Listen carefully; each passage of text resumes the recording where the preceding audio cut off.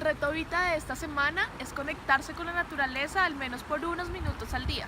Este es un pequeño cambio en tu rutina que va a traer beneficios increíbles para ti.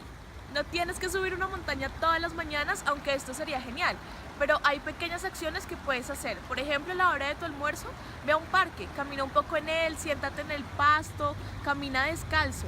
O compra una flor y llévala a tu casa, cuídala con todo tu amor y todo tu esmero. Estas son acciones que te van a ayudar a conectar con la naturaleza.